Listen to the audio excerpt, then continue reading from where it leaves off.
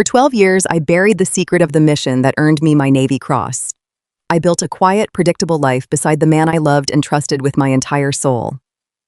But there I was, standing in a cold mahogany courtroom looking across the aisle at my husband of over a decade.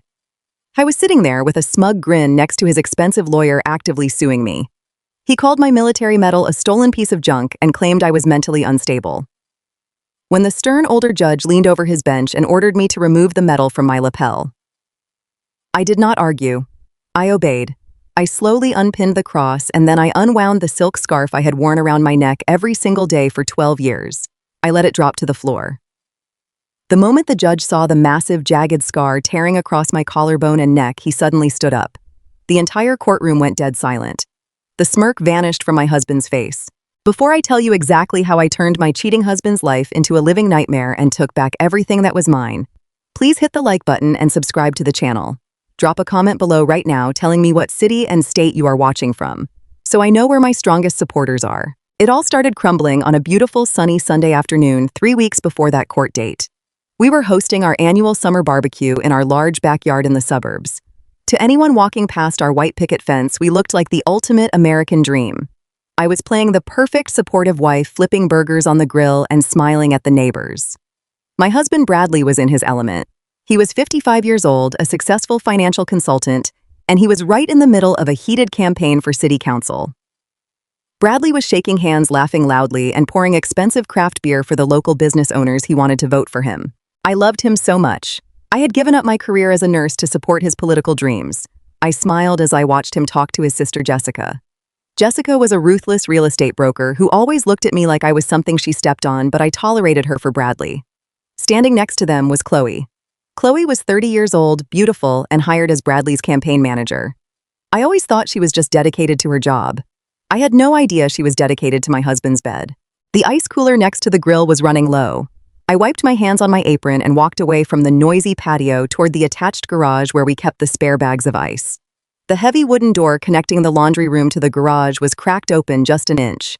As I reached out to push it open, I heard Bradley's voice. His tone was not the warm, friendly politician voice he used with the guests outside. It was cold and calculated. I stopped. I held my breath and leaned closer to the crack in the door. Jessica was speaking first. She told Bradley that the shell company was fully set up and ready to receive the funds. She said she had masked the real estate trust so no one would ever be able to trace the money back to him or the campaign. Then I heard Chloe. Her voice was soft and sickeningly sweet. She giggled and asked Bradley how much longer they had to wait because she was tired of sneaking around cheap hotels. She told him she wanted the house. She wanted my house. My heart completely stopped. My hands went completely numb. I stood there frozen on the laundry room floor. Bradley chuckled. It was a cruel sound that made my stomach turn. He told Chloe to be patient just a little while longer. He said he was going to drain my entire retirement savings account by the end of the week. I had worked for years saving every penny from my nursing days, and he was planning to steal it all to fund his city council race and buy a condo for Chloe. Jessica chimed in again and asked him what he was going to do about me. She said I would definitely notice if $200,000 suddenly went missing from the joint accounts. What Bradley said next made my blood run ice cold. He told them he had a foolproof plan. He said he had been secretly documenting my so-called erratic behavior for months. He told his sister and his mistress that he was going to file for an emergency psychiatric hold. He planned to claim my post-traumatic stress was making me a danger to myself and others. He said once I was locked in a psychiatric facility, he would get temporary conservatorship over my finances. He would move the money file for divorce while I was trapped in the hospital and leave me with absolutely nothing. He called me a pathetic, broken woman who would be too weak to fight back. They all laughed. They stood in my garage drinking my beer and laughing about destroying my life, locking me in a mental ward, and stealing my life savings. I did not scream. I did not kick the door open and confront them. The combat medic training I thought I had buried deep inside me suddenly woke up. When you are in a war zone, you do not panic when the bombs go off. You assess the damage, you preserve your energy, and you prepare to survive. I realized in that exact moment that the man I loved was dead. The man standing in the garage was a monster. I took a deep, silent breath. I backed away from the garage door, stepping carefully so the floorboards would not creak. I walked back into the kitchen. My hands were shaking so hard I had to grip the edge of the granite counter to steady myself. I pulled my phone out of my apron pocket. I opened my banking application to check the joint savings account where my retirement money was kept. I typed in the password we had shared for years. An error message popped up on the screen. Incorrect password. I tried again. Incorrect password. Bradley had already locked me out. The war had already started and I was already losing. I stared at the red error message on my phone screen while the sounds of laughter and party music drifted in from the backyard. I knew if I panicked, I would lose everything. I had to become the exact weak, pathetic woman he thought I was until the perfect moment to strike. The house was suffocatingly quiet that night. I lay stiffly on my side of our expensive memory foam mattress, staring at the digital alarm clock glowing red in the dark. It was 2 a.m. My mind was racing a million miles an hour, replaying the conversation I had overheard in the garage. Every time I closed my eyes, I saw Bradley and Chloe laughing about locking me away. I focused on my breathing. Inhale for 4 seconds. Hold for 4 seconds. Exhale for 4 seconds. It was the tactical breathing technique they taught us in the military to keep our heart rates down under heavy fire. I needed it now more than ever because the enemy was sleeping right next to me. Suddenly, the mattress shifted. Bradley slowly sat up. I kept my eyes closed and my breathing heavy and even mimicking a deep sleep. I felt the draft of cold air as he lifted the heavy duvet and stepped out of bed. He did not go towards the master bathroom. His footsteps moved toward the bedroom door. He was trying to be quiet, but after 12 years, I knew every creak of those hardwood floors. I waited until I heard the bedroom door click shut before I opened my eyes.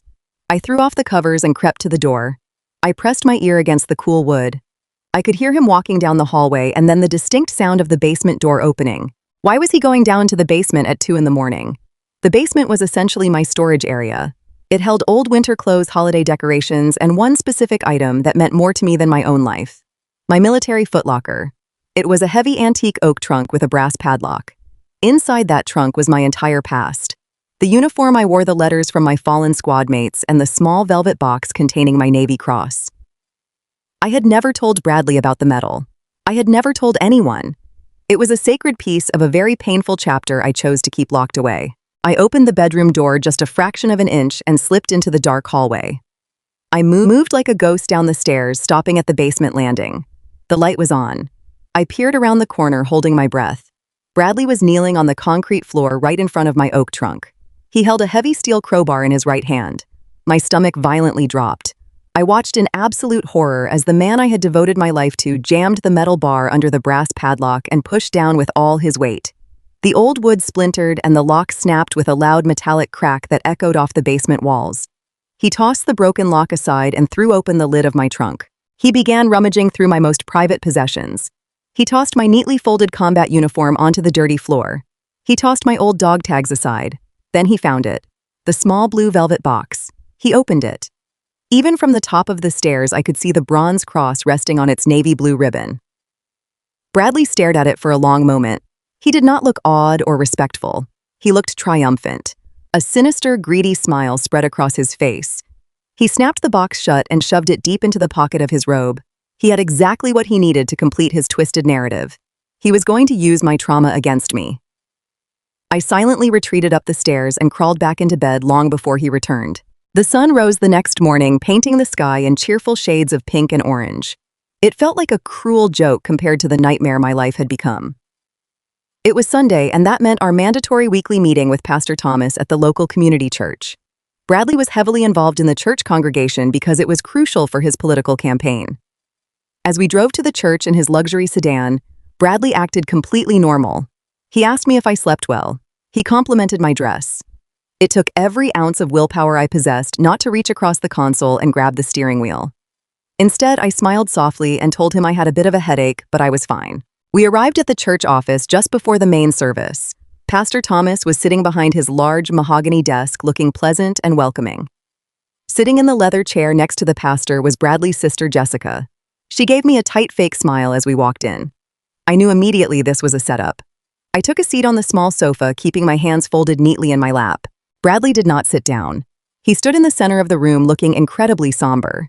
He let out a heavy sigh and turned to the pastor. He said he needed to discuss a very grave and heartbreaking family matter. He put his hand on my shoulder. His touch felt like poison seeping through my clothes. Bradley told Pastor Thomas that my mental health had been deteriorating rapidly over the past few months. He used words like delusional, paranoid, and disconnected from reality. Pastor Thomas looked at me with deep concern and pity. He asked Bradley what exactly was going on. That was when Bradley reached into his jacket pocket. He pulled out the blue velvet box he had stolen from my trunk just hours earlier. He flipped it open and placed it on the pastor's desk. The Navy cross gleamed under the harsh fluorescent lights of the church office. Bradley looked at the pastor with fake tears shining in his eyes. He pointed at the medal and said I had completely lost my mind. He claimed I had been secretly buying fake military memorabilia at local flea markets and pawn shops. He told the pastor that I was creating a fantasy world where I was some kind of decorated war hero because my real life was too depressing for me to handle. He said I was wandering around the house at night talking to people who were not there and pretending I was in a war zone. He called it a severe psychotic break. Jessica chimed in right on cue. She reached over and patted my knee. She told the pastor that our family was terrified I was going to hurt myself or someone else. She said they needed the church's blessing and support to seek immediate medical intervention for me.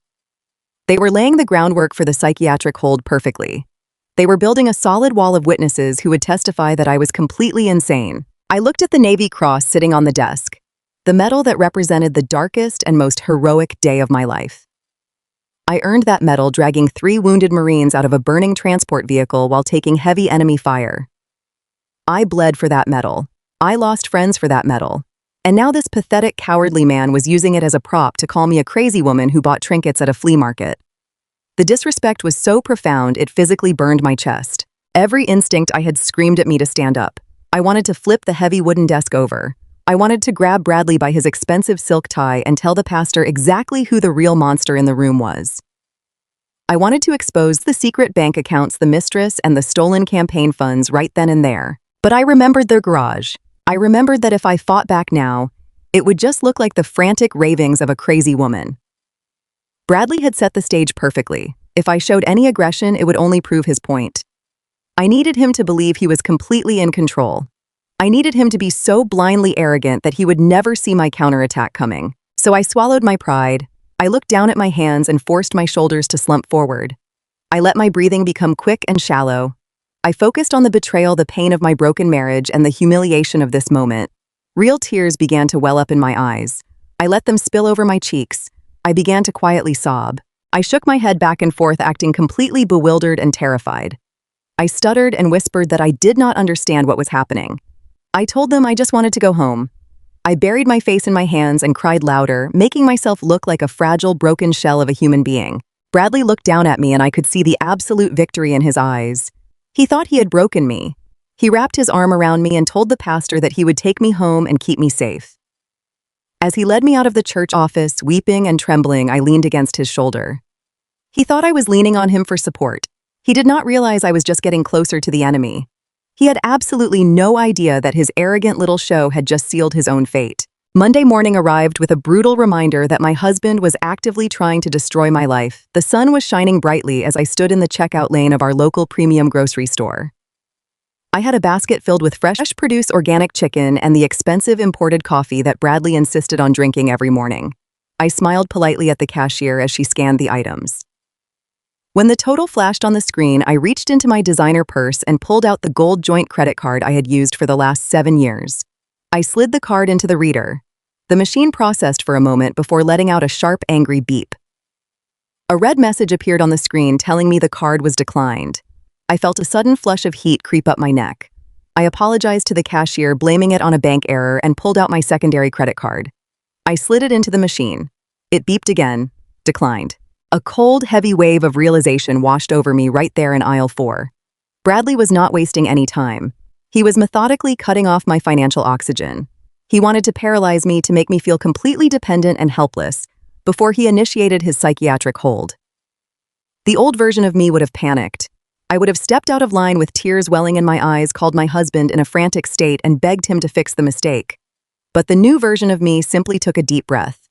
I calmly handed the cashier a crisp $100 bill from the emergency cash stash I always kept hidden in the lining of my wallet.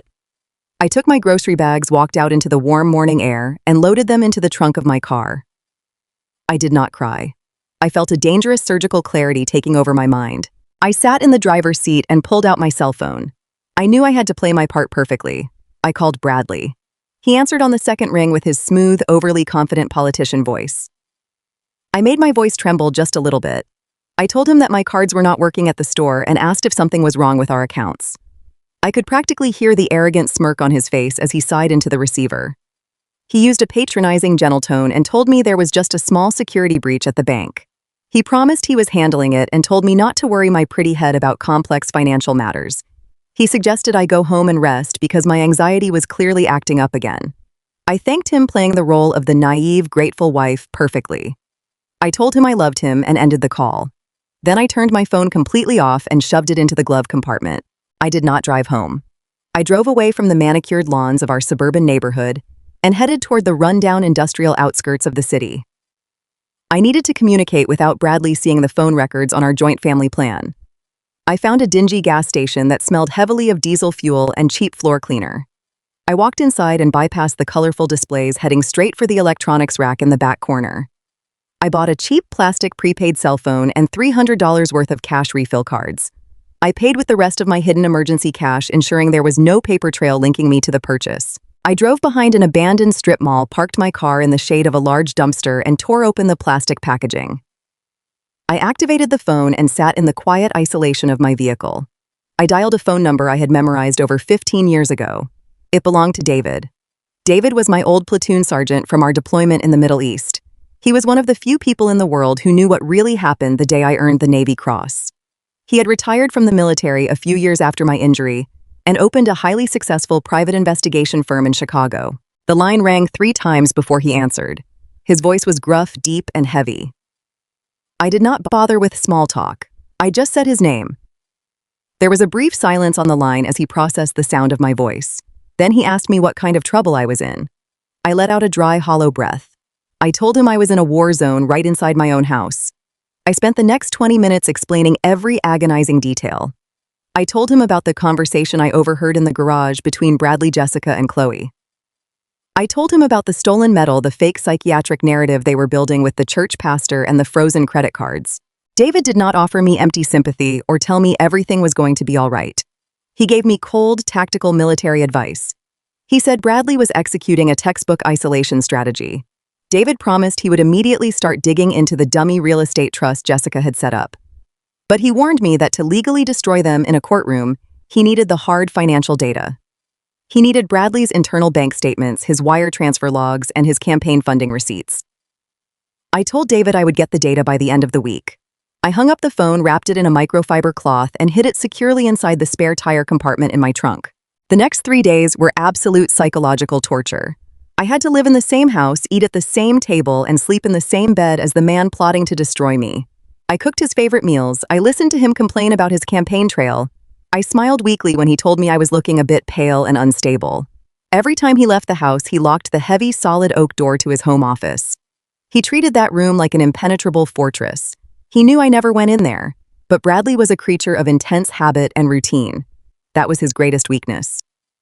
Every Thursday afternoon, exactly at 2 o'clock, he went to the local country club for a standing squash game with his political donors. Thursday finally arrived. I stood by the kitchen sink washing dishes as I watched him grab his expensive leather gym bag. He kissed me on the cheek, told me to get some rest, and walked out to the garage. I watched from the window as his luxury sedan backed out of the driveway and disappeared down the street. I did not move immediately. I waited exactly 15 minutes to ensure he had not forgotten anything and would not unexpectedly turn around. The house was dead silent. I dried my hands and walked down the hallway, standing directly in front of his locked office door. Bradley thought a standard high-end deadbolt was enough to keep his secrets safe. He clearly forgot that the military had trained me how to breach secured compounds in hostile environments. I slid a thin, rigid piece of tension metal and a standard rake pick out from a hollowed-out tube of lipstick I kept in my pocket. I knelt in front of the door. My hands were completely steady. I inserted the tension wrench into the bottom of the keyway, applying very light pressure. I slid the rake in and scrubbed the pins. It took me less than 45 seconds. The heavy brass lock clicked open with a soft, satisfying thud. I stepped inside the office and closed the door behind me, leaving it unlocked so I could escape quickly if necessary. The room smelled like expensive cedar wood and arrogance. The walls were covered with framed photos of Bradley shaking hands with important local figures. I ignored the decor and moved straight to his massive mahogany desk. I sat in his leather chair and pressed the power button on his sleek silver laptop. The screen illuminated immediately, demanding a password. Bradley was incredibly vain. I knew he would never use a random string of secure numbers or letters. I tried his birth date. The screen shook slightly, indicating an incorrect attempt. I tried his political campaign slogan. Incorrect again. I took a deep breath and thought about what mattered most to a narcissist. I typed in the exact date he won his very first local election combined with his own initials. The screen went black for a split second, and then his cluttered desktop appeared. I had full access. I pulled a high-capacity encrypted flash drive from my pocket and plugged it into the side of the machine. My eyes scanned the folders rapidly. He was sloppy. He felt so untouchable that he had an entire folder simply labeled Campaign Finances right on his desktop. I opened it and started digging through the spreadsheets and PDF documents. My heart began to hammer against my ribs as the truth unfolded in front of my eyes. It was worse than I had ever imagined. I opened a file labeled Vendor Payments. There were dozens of fake invoices billed to a consulting firm that did not exist. I dug deeper and found the wire transfer logs. There it was in black and white. Just 2 days after the barbecue, Bradley had authorized a direct transfer of $200,000 from our joint retirement savings account into a limited liability company registered entirely under Jessica's name. They had classified the transfer as a private real estate investment loan to avoid triggering bank fraud alerts. He had literally stolen my future to buy a luxury condo for his mistress and disguised it as a family business loan. Anger flared so hot in my chest I felt like I could not breathe. But I pushed the emotion down. Anger was a luxury I could not afford right now. I highlighted the entire folder containing the wire transfers, the fake invoices, and the emails between Bradley and Jessica discussing the shell company. I dragged the massive folder over to my encrypted flash drive icon. A progress bar popped up on the center of the screen. Time remaining 12 minutes. 12 minutes was an eternity. The files were massive, containing years of corrupt political dealings and financial manipulation. I sat frozen in the leather chair watching the green bar inch across the screen. 7 minutes remaining. I kept glancing at the window. The suburban street outside was quiet. 4 minutes remaining. I could hear the grandfather clock ticking loudly in the hallway. 2 minutes remaining. Suddenly, the loud mechanical hum of the automatic garage door opening echoed through the quiet house. My blood instantly ran cold. Bradley was home almost an hour early. Panic threatened to choke me. I looked at the computer screen. 95% complete. 96%. The heavy door connecting the garage to the kitchen slammed shut. I heard his heavy footsteps walking across the hardwood floor. He was calling my name loudly, asking if I was in the bedroom. 98%. He was moving toward the hallway. 99%. The progress box disappeared with a soft digital chime. The transfer was complete. I yanked the flash drive out of the laptop and shoved it deep into my pocket. I clicked the mouse, rapidly closing all the open windows and returning the computer to its lock screen. I wiped my fingerprints off the mouse and the keyboard with the sleeve of my shirt. I practically flew across the office. I stepped out into the hallway and quietly pulled the oak door shut behind me, twisting the knob to ensure the deadbolt engaged. I heard his footsteps rounding the corner of the living room just 10 feet away. I immediately dropped to my knees in the middle of the hallway, pulling a small dust rag out of my back pocket. I began frantically scrubbing at an imaginary scuff mark on the baseboard. Bradley turned the corner and stopped dead in his tracks. He stared down at me with a suspicious scowl on his face. He asked me what I was doing lingering around his office door. I looked up at him, widening my eyes to look perfectly confused and slightly intimidated. I told him I was just doing some deep cleaning because the baseboards were getting dusty. I apologized softly and said I did not mean to disturb his space. I asked him why he was home so early from his squash game. His suspicious expression slowly melted into a look of absolute disdain. He looked at me kneeling on the floor with a rag in my hand and clearly saw the pathetic, broken housewife he wanted to see. He scoffed and told me his opponent had canceled the game, so he came home to catch up on some campaign emails. He told me to get out of his way and go make him a sandwich. I nodded submissively, keeping my eyes focused on the floor. I stood up and walked past him toward the kitchen. As I turned my back to him, I slid my hand into my pocket. My fingers wrapped tightly around the small, cold metal of the encrypted flash drive. He thought he was sending me to make lunch. He had absolutely no idea that I was holding the weapon that was going to completely obliterate his entire existence. The loud, sharp knock on the front door shattered the heavy silence of my Friday evening. I was sitting at the kitchen island, staring at the encrypted flash drive I had hidden inside a hollowed-out ceramic sugar bowl. I quickly pushed the bowl away and walked to the foyer. When I opened the heavy wooden door, I did not find a neighbor or a delivery driver.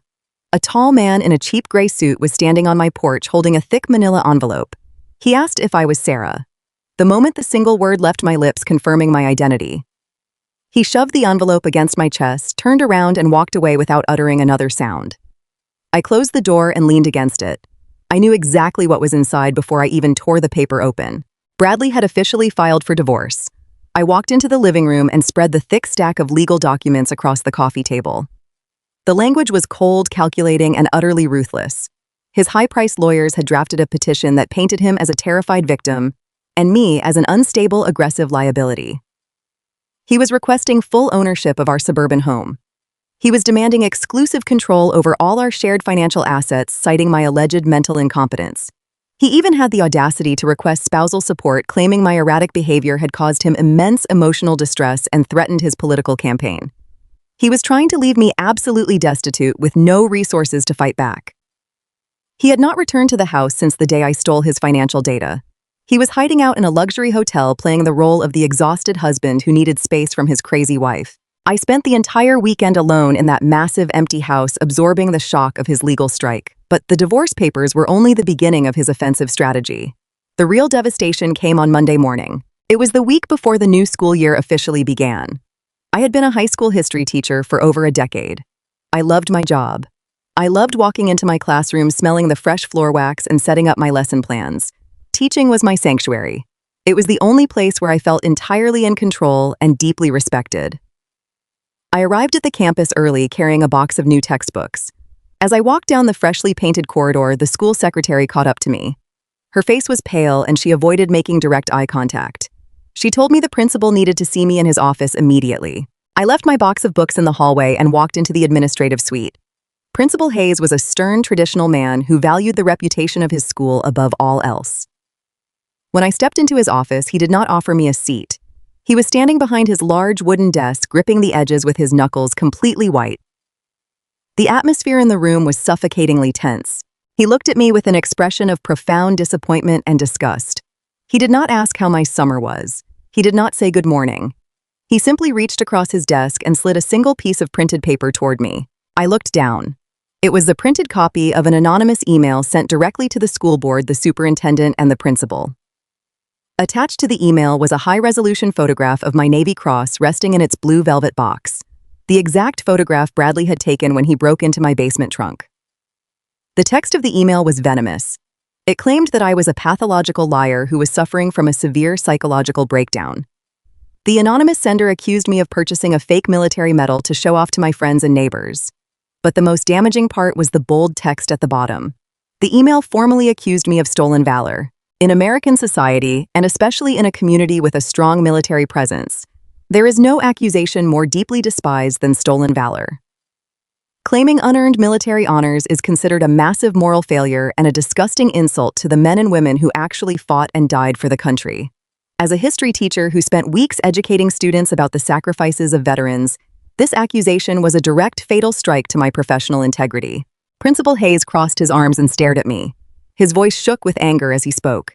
He told me that the school district had a zero-tolerance policy for any behavior that compromised the ethical standards of their educators. He said the school board was terrified of the public relations nightmare this would cause. Parents would never allow a teacher accused of faking military honors to instruct their children. He demanded an explanation. He asked me directly if I had purchased that medal and claimed it as my own. The air rushed out of my lungs. The physical pain in my chest was so sharp I thought I was going to collapse. The medal they were calling a fake was paid for with my own blood and the lives of my friends in a dusty valley thousands of miles away. Every instinct in my body screamed at me to fight back. I wanted to tear my shirt open right there in the office and show him the massive shrapnel scar that destroyed my nursing career.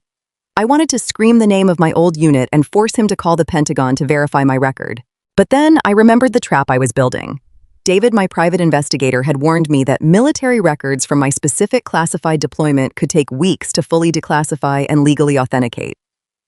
If I claimed this medal was real right now, without the certified documents in my hand, Bradley would just use it as further proof that I was trapped in a delusional fantasy. He would use my outburst to finalize the psychiatric hold. I would lose my freedom and I would lose the chance to destroy him in court. I had to swallow the most bitter pill of my entire life. I had to let them think the absolute worst of me. I looked at Principal Hayes. I forced my hands to tremble. I let my shoulders collapse forward. I looked down at the floor and remained completely silent. My silence was the only answer he needed. He sighed heavily, sounding utterly disgusted. He told me I was suspended indefinitely without pay effective immediately. He ordered me to hand over my school keys and my security badge. He told me I was not allowed to contact any students or faculty members until the school board concluded a formal investigation. I placed my keys and my plastic badge on the edge of his desk. I turned around and walked out of the office. The walk down the long, empty school corridor felt like a death march. Everything I had built outside of my marriage, my career, my reputation, my sanctuary was gone in a matter of 5 minutes. By Wednesday, the situation escalated from a private nightmare to a public execution. The anonymous email did not just go to the school board. Bradley had made sure it reached the local media. I was sitting on my living room sofa holding a cold cup of coffee when my cheap prepaid phone buzzed. It was a text message from David containing a link to a local news blog. I clicked the link. The headline was plastered across the top of the screen in massive black letters. Prominent city council candidate faces heartbreak as wife is suspended amidst stolen valor scandal. The article was a masterpiece of political manipulation. It detailed my suspension from the high school and the disturbing allegations of fake military honors. But the worst part was the official statement released by Bradley's campaign manager, Chloe. She had expertly crafted a narrative that painted Bradley as a tragic hero. The statement read that Bradley was deeply devastated by his wife's rapid mental decline and her recent erratic actions. It claimed he was stepping back from public appearances for a few days to pray for his family and seek professional psychiatric help for his deeply troubled spouse. They were using my destruction to boost his poll numbers. They were generating public sympathy for a man who was actively stealing hundreds of thousands of dollars to buy a love nest for his mistress. I walked over to the front window and peeked through the blinds. A white news van was parked halfway down the street. 2 of my neighbors were standing on their lawns, pointing toward my house and whispering to each other. The isolation was absolute. I had no job. I had no access to my own money. My reputation was completely shredded, and the entire town believed I was a mentally unstable fraud who insulted the military for attention. Everything seemed to be falling apart all at once. The walls of the house felt like they were closing in on me. Bradley thought he had backed me into a corner where I would simply break down and surrender to his psychiatric hold. He thought stripping away my pride and my livelihood would leave me paralyzed with fear. He was wrong. The deeper he pushed me into the dark, the clearer my vision became. I let the curtains fall shut, locking the judgment of the outside world away. The air conditioning inside the downtown law firm was cranked so high it felt like stepping into a meat freezer.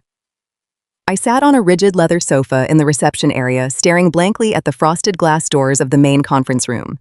Today was the day of our first mandatory divorce mediation. For the past 4 days, I had barely eaten and I had barely slept. But for once, I did not have to fake my physical exhaustion. The bags under my eyes were dark purple and genuine. I had purposefully worn an oversized faded gray cardigan that swallowed my frame, making me look 10 pounds lighter and incredibly fragile. I wore absolutely no makeup. I tied my unwashed hair into a messy knot at the base of my neck. When I looked in the mirror that morning, I saw exactly what Bradley wanted the world to see. A broken, defeated, and mentally unstable woman who was inches away from a total collapse. A tall woman in a sharp navy pencil skirt finally walked out of the double doors and called my name. I forced my shoulders to slump forward. I kept my head down and walked slowly, letting my feet drag slightly against the thick, expensive carpet. I wanted every single person in that office to look at me and feel pity. When I stepped into the conference room, the sheer arrogance in the air was thick enough to choke on. The room was dominated by a massive, polished mahogany table. Sitting at the far end was Bradley. He looked like he had just stepped out of a magazine photo shoot for a successful politician. He wore a perfectly tailored charcoal gray suit, a crisp white shirt, and a silk crimson tie. His hair was meticulously styled. Sitting next to him was his high-powered attorney. The man was in his late 60s with slicked-back silver hair and a predatory smile. He wore a watch that probably cost more than my first car. I took a seat on the opposite side of the long table. I was completely alone. I had deliberately chosen not to bring legal counsel to this initial meeting. David, my private investigator, had advised me that showing up with a lawyer would signal to Bradley that I was ready for a fight. Showing up alone, vulnerable, and seemingly clueless was the ultimate bait. Bradley did not even look at me when I sat down. He kept his eyes focused on his phone, typing out a message with a relaxed smirk on his face. Probably texting Chloe, I thought. The silver-haired lawyer cleared his throat and introduced himself as Mr. Sterling. His voice was smooth and practiced, dripping with fake sympathy. Mr. Sterling steepled his fingers on the table and looked at me as if I were a lost child. He told me that this did not have to be a difficult or hostile process. He said Bradley still cared deeply about my well-being and wanted to ensure I received the intense medical intervention I so clearly needed. Sterling spoke slowly, enunciating every word as if I lacked the cognitive capacity to understand basic English. Then he slid a thick white binder across the polished wood. It stopped right in front of my trembling hands. Sterling told me this was their preliminary settlement offer. He invited me to look it over. I slowly opened the heavy cover. The legal jargon was dense, but the underlying message was brutally clear. Bradley was demanding 100% equity in our marital home. I was taking both of our vehicles. He was claiming full ownership of all our joint savings accounts, checking accounts, and mutual funds. The document stated that because of my severe psychological distress, I was unfit to manage financial assets. But the most insulting part was buried on page 4. It was a conditional clause. Sterling leaned forward, resting his elbows on the table. He lowered his voice into a menacing whisper. He told me that if I signed this agreement today and walked away with absolutely nothing, Bradley would be generous. Bradley would officially retract the anonymous stolen valor complaint he submitted to my school district. Furthermore, Bradley would halt the emergency psychiatric hold he was currently filing with the state health department. Sterling smiled a cold, dead smile. He told me this was a gift. He said if I chose to fight them in a courtroom, they would publicly parade my fake military medal in front of every judge and reporter in the city. They would subpoena my school records. They would bring in expert witnesses to testify that I was a pathological liar living in a violent fantasy world. Sterling promised me that if I fought back, I would not just lose my house and my money. I would lose my freedom. He said I would spend the next 5 years locked inside a state-funded mental health facility, heavily medicated and completely forgotten. I kept my eyes glued to the white paper in front of me. The sheer audacity of their plan was breathtaking. They were openly blackmailing me. They were using a medal I bled for to extort my life savings. My chest tightened with a rage so intense it felt like a physical fire burning behind my ribs. The combat medic inside me, the woman who had dragged bleeding Marines through the scorching desert dirt, wanted to leap across that mahogany table. I wanted to grab Bradley by his expensive silk tie and slam his perfect jaw into the polished wood. I wanted to look Sterling in the eye and tell him about the encrypted flash drive currently sitting inside my hollowed-out sugar bowl at home. I wanted to watch their smug, confident faces melt into absolute terror when they realized I had every single wire transfer log proving Bradley was a corrupt thief. But I did not move a muscle. I clamped down on my anger with military precision. I remembered the first rule of an ambush. You never let the enemy know you are armed until they are completely surrounded and completely out of ammunition. I squeezed my eyes shut and pinched the soft flesh of my thigh under the table. I pinched it so hard that tears immediately sprang to my eyes. I let out a jagged, shaking breath. I opened my eyes and let the tears spill down my pale cheeks. I wrapped my arms tightly around my own waist, curling inward like a frightened animal. I looked up at Bradley. I made my lower lip tremble. I whispered his name, letting my voice crack perfectly. I asked him how he could do this to me. I asked him where I was supposed to live and how I was supposed to survive if he took everything. Bradley finally looked up from his phone. He let out a heavy, dramatic sigh. He looked at me with an expression of profound disgust masked as pity. He leaned back in his plush leather chair and adjusted his cuffs. He told me I was sick. He said my mind was playing tricks on me and that I had become a danger to his political career and my own safety. He used that gentle, patronizing tone that made my skin crawl. He promised that once I spent a few months in a facility getting my head straight, he might consider giving me a small monthly allowance out of the goodness of his heart. But he insisted that I needed to sign the documents and surrender everything to him immediately for my own protection. Sterling reached into his breast pocket and pulled out a silver pen. He placed it carefully on top of the settlement binder. He tapped his finger against a separate piece of paper attached to the back. He explained it was a consent form for an independent psychological evaluation.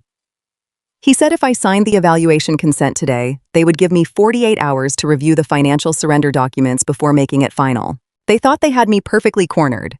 They thought the threat of public humiliation and forced institutionalization had completely broken my spirit. They were giving me a weekend to panic, to cry, and to realize I had absolutely no way out. I stared at the silver pen. My hands shook violently as I reached out and picked it up. I let my breathing become rapid and erratic. I sobbed quietly, keeping my head bowed in total defeat. I pressed the tip of the pen to the psychological evaluation consent form. I scrawled my signature across the bottom line, making sure my handwriting looked jagged, unstable, and terrified. I pushed the binder back across the table. I did not say another word. I stood up on shaky legs, keeping my posture bent and defeated. I grabbed my cheap canvas tote bag and turned toward the door. As I reached the heavy glass handle, I heard Bradley chuckle softly behind me. It was a dark, triumphant sound. I heard him tell his lawyer that he knew I would cave. He called me weak. He said I never had the stomach for real conflict and that this whole process was going to be easier than he ever imagined. I pushed the glass door open and walked out into the bright, sterile hallway of the law firm.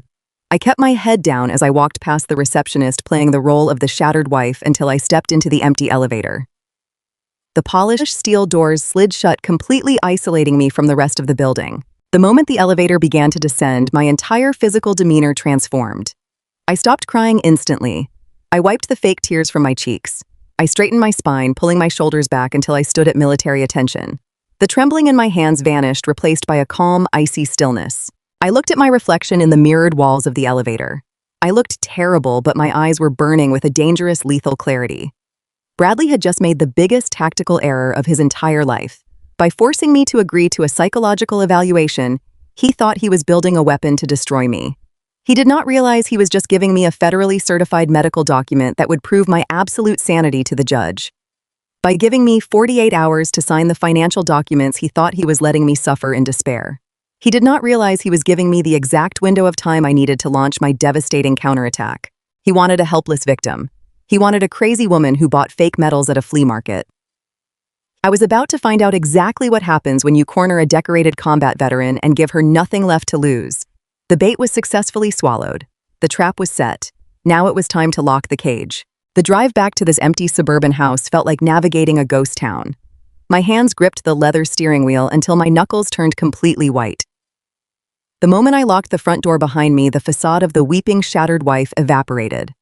I marched straight to the kitchen island and stared at the ceramic sugar bowl where my encrypted flash drive was hidden.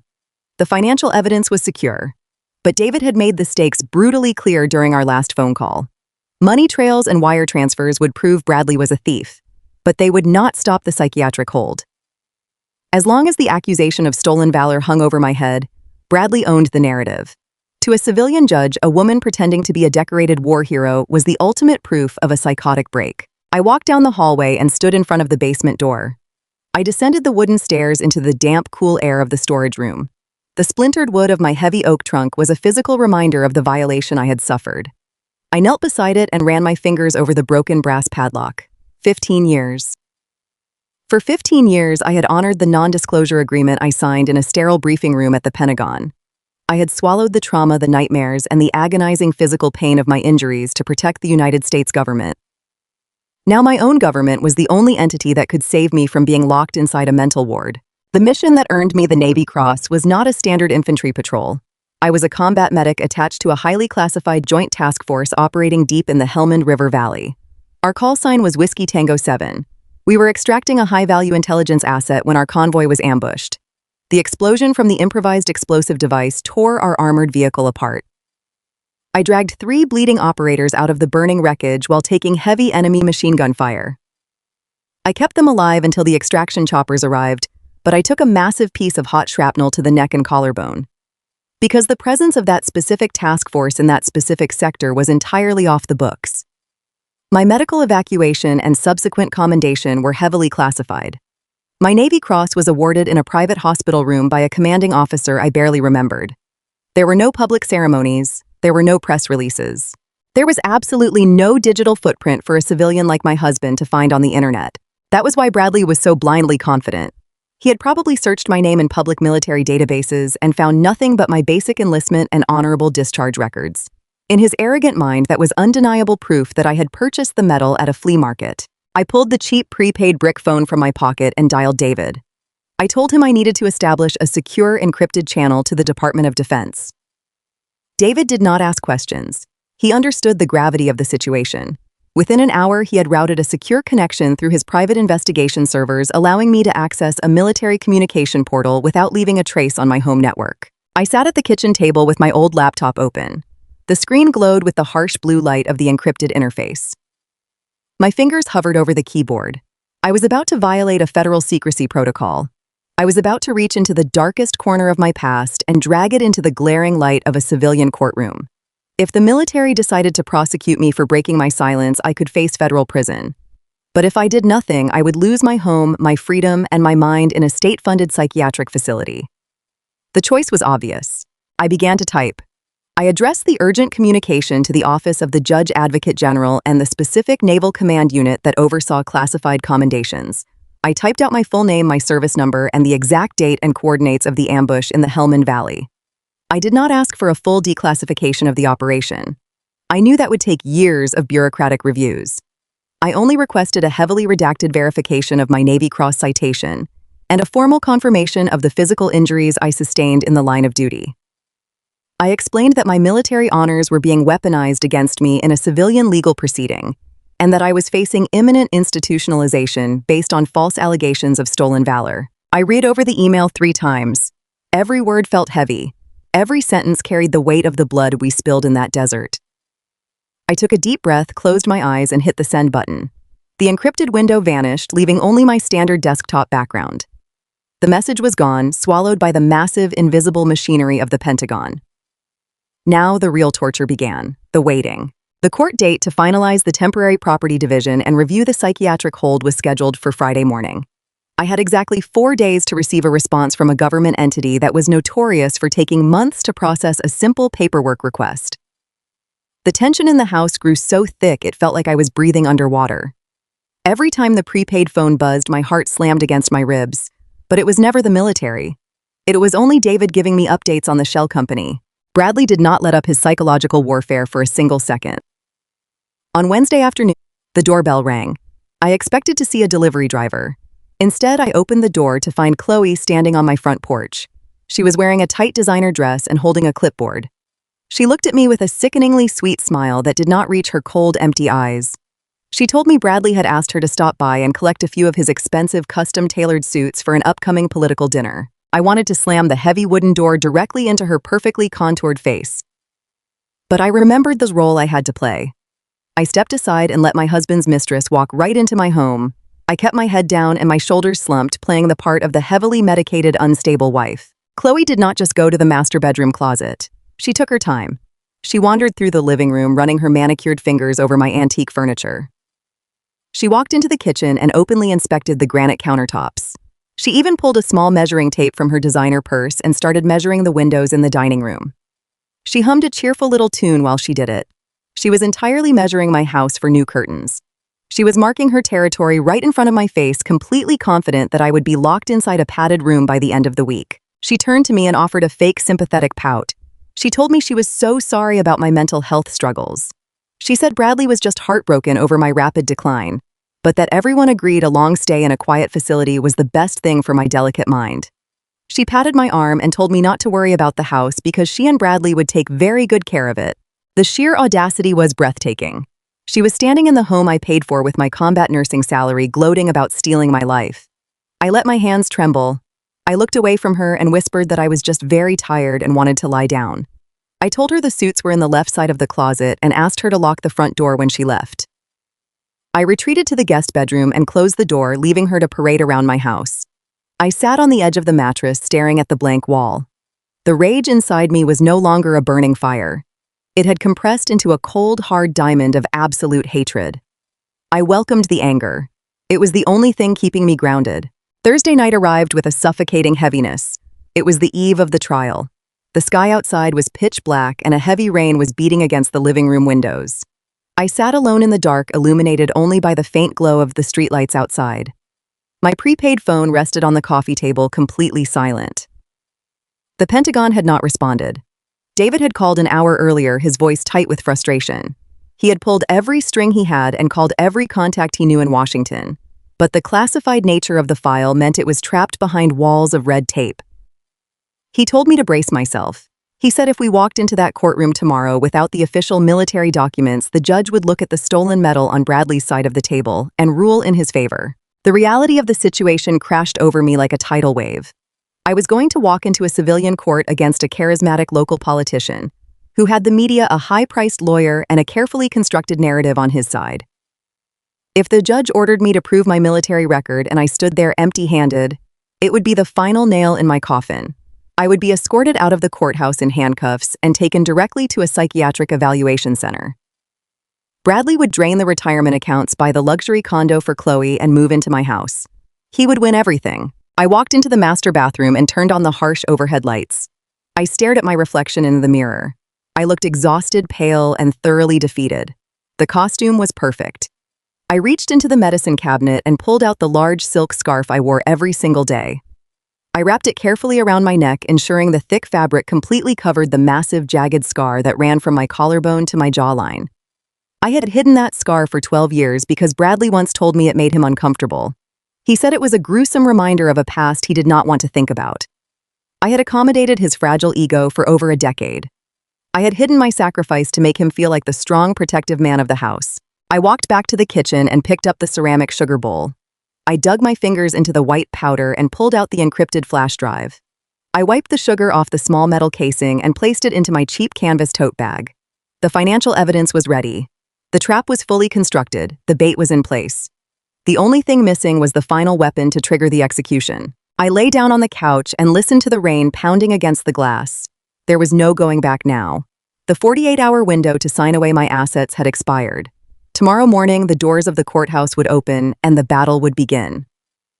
I closed my eyes and focused on my breathing. Inhale for 4 seconds. Hold for 4 seconds. Exhale for 4 seconds. I did not know if the military would answer my call. I did not know if I was walking into my own slaughter. But as I drifted into a restless sleep, I made a silent promise to the ghosts of the men I left behind in the desert. I would not let this coward steal my honor. I would step onto that battlefield tomorrow, and I would fight until my very last breath. Friday morning broke with a heavy blanket of gray clouds hanging low over the city. It was the kind of cold, damp weather that seeped deep into your bones. It felt entirely appropriate for the execution Bradley had planned for me. I woke up before the sun rose and began my final preparations. I did not bother with makeup. I wanted the dark circles under my eyes to be fully visible to the judge. I dressed in a pair of loose-fitting gray trousers and an oversized beige cardigan that made my shoulders look narrow and fragile. Then I reached for the most important piece of my costume, the large silk scarf. I wrapped it tightly around my neck, crossing the fabric twice to ensure the massive, jagged shrapnel scar on my collarbone was completely hidden from view. I slipped the encrypted flash drive into the deep pocket of my cardigan. My cheap prepaid phone remained on the kitchen counter. There had been no response from the Pentagon. I was walking into the battlefield completely blind. I drove myself to this county courthouse downtown. As I turned onto the main street, my stomach tied itself into a tight, painful knot. The courthouse was a massive, imposing structure made of gray stone with tall white pillars that looked like they belonged to an ancient temple. But it was not the architecture that made my heart race. It was the swarm of people gathered at the bottom of the wide concrete steps. News vans from every local television station were parked illegally along the curb. Reporters holding microphones and cameramen carrying heavy equipment formed a solid wall blocking the main entrance. Bradley had orchestrated a media circus. He wanted maximum exposure to ensure his political donors saw him as a tragic, noble hero taking care of his insane wife. I parked my car in the back lot and walked slowly toward the front of the building. As I approached the crowd, I saw him. Bradley was standing near the bottom of the steps, looking like a textbook-perfect politician. He wore a sharply tailored navy blue suit with a subtle American flag pin on his lapel. He was speaking to a blonde female reporter holding a local news microphone. I stopped behind a large stone column and listened to his sickening performance. His voice was heavy with fake sorrow. He told the reporter that today was the darkest day of his life. He claimed he was stepping away from all his campaign duties because his absolute first priority was getting his severely ill wife the psychiatric help she desperately needed. He actually managed to squeeze a single tear out of his left eye. The cameras flashed rapidly, capturing the perfect image of a heartbroken, devoted husband. I forced my hands to start shaking. I lowered my head, let my shoulders slump, and walked out from behind the stone column directly into the sea of reporters. The moment they spotted me, the crowd erupted. Microphones were shoved into my face. Bright camera lights blinded me. Reporters shouted rapid-fire questions asking if I had really faked a military record and if I understood that stolen valor was a federal crime. I did not answer them. I kept my eyes fixed on the concrete steps and pushed my way through the aggressive crowd, playing the role of the terrified, confused woman perfectly. Bradley did not step forward to help me. He just watched me struggle with a look of profound pity on his face while the cameras recorded my public humiliation. I finally made it through the heavy oak doors and passed through the metal detectors. The temperature inside the courthouse was freezing. The long marble hallway echoed with the sounds of lawyers in expensive shoes and defendants whispering nervously. I found courtroom 4B on the second floor. When I pushed the heavy wooden doors open, I realized Bradley had left absolutely nothing to chance. The gallery was packed tightly with people. Half of them were local journalists holding notepads, and the other half were members of Bradley's political donor circle. He had invited his entire audience to watch my destruction. I walked down the center aisle toward the front of the room. Sitting in the very first row directly behind the plaintiff table were Jessica and Chloe. They did not even try to hide their absolute glee. Jessica was wearing a sharp tailored suit looking like she had already claimed my bank accounts.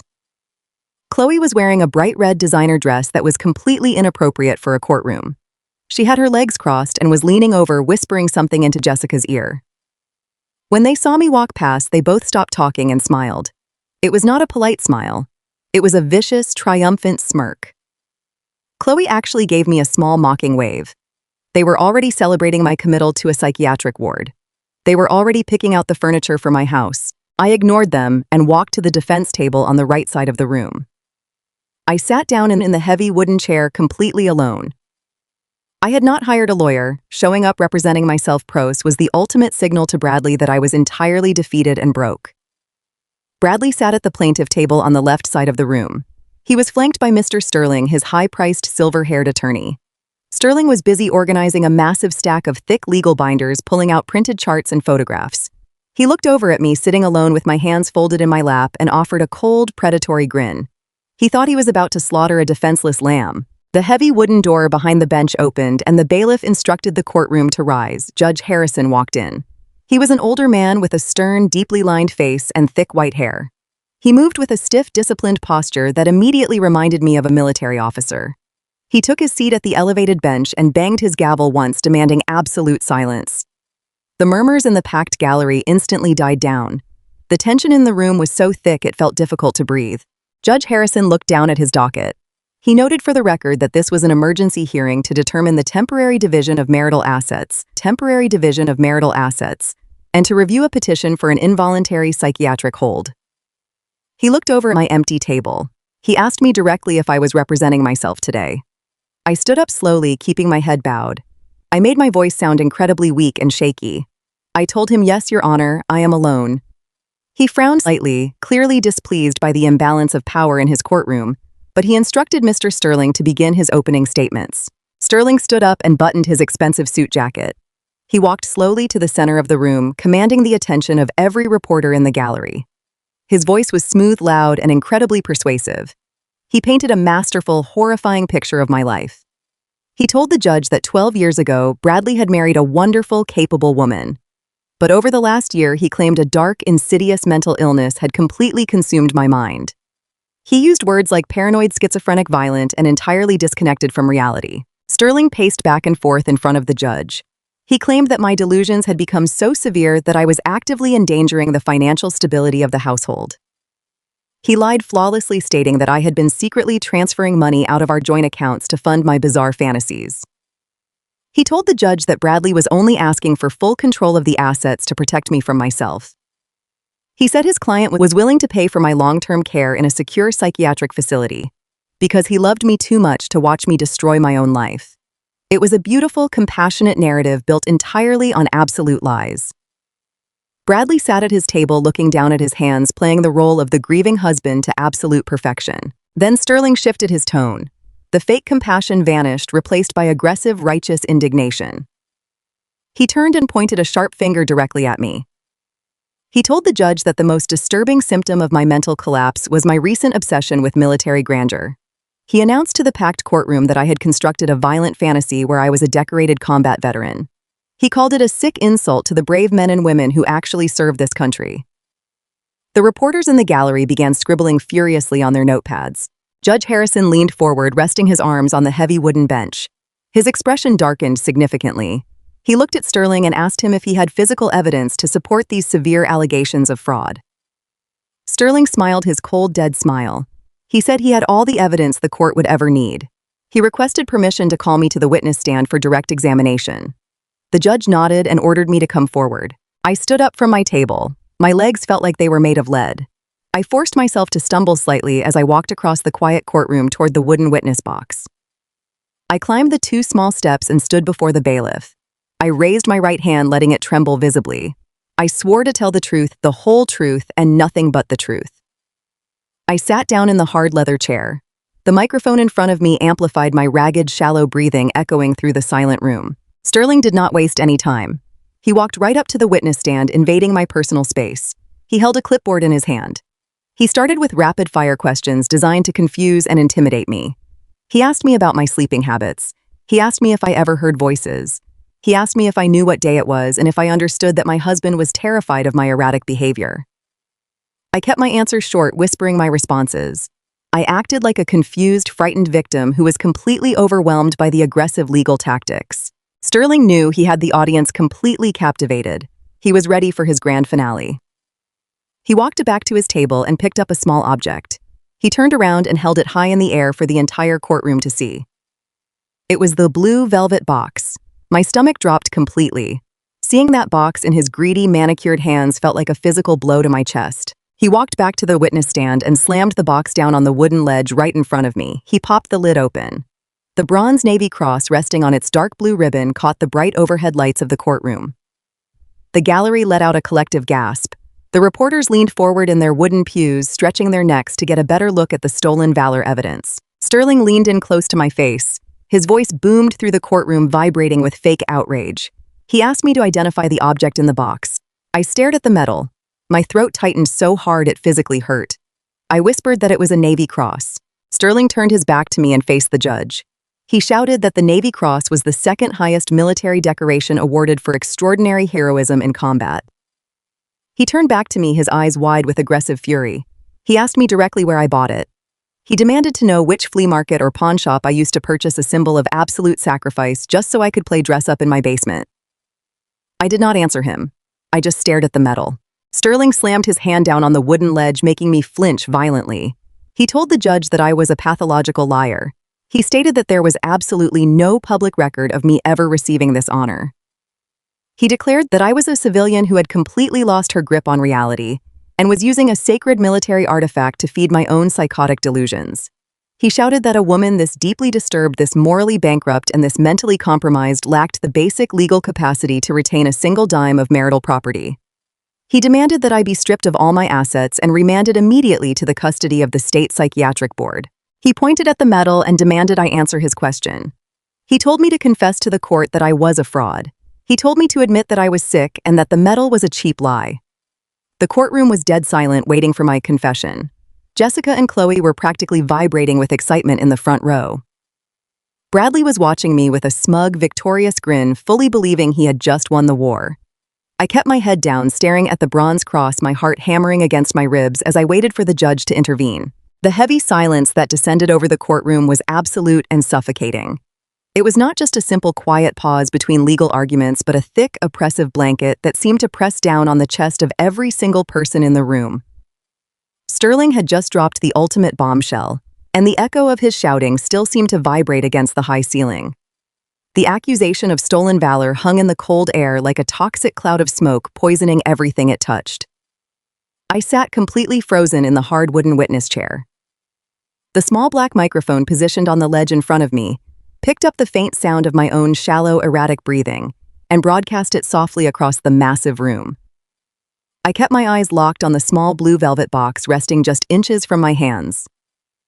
The bronze cross caught the harsh, bright fluorescent light shining down from above us.